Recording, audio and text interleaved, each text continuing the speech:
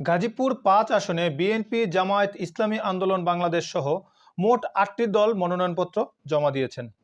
২৯ December সোমবার দিনব্যাপী কালীগঞ্জ উপজেলা নির্বাহী কর্মকর্তা ও সহকারী রিটার্নিং কর্মকর্তা এটিএম কামরুল ইসলামের কার্যালয়ে দলগুলো তাদের নেতাকর্মীদের সাথে নিয়ে মনোনয়নপত্র জমা দেন।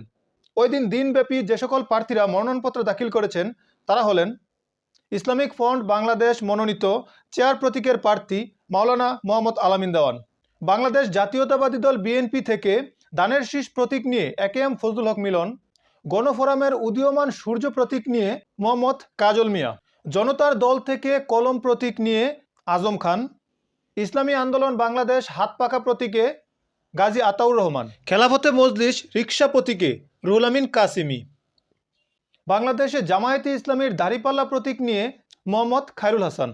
একই দিন গাজীপুর ৫ আসনের রিটার্নিং কর্মকর্তার কার্যালয়ে জাতীয় পার্টির নাঙ্গল প্রতীকে মনোনীত শফিউদ্দিন সরকার তার মনোনয়নপত্র দাখিল করেন। অন্যদিকে গণফোরামের আরেক প্রার্থী তার মনোনয়নপত্র দাখিল করেননি। দিনব্যাপী এই মনোনয়নপত্র দাখিলের কার্যক্রমে গাজীপুর ৫ আসনে মোট ৮ জন প্রার্থী মনোনয়নপত্র জমা দিয়েছেন। এদিকে গাজীপুর ৫ আসনের রিটার্নিং কর্মকর্তা ও সহকারী রিটার্নিং কর্মকর্তা সূত্রে জানা গিয়েছে এই আসনে মোট ৯ জন প্রার্থী মনোনয়নপত্র উত্তোলন করেছিলেন। তবে এই আসনে কোনো স্বতন্ত্র প্রার্থী মনোনয়নপত্র উত্তোলন করেননি।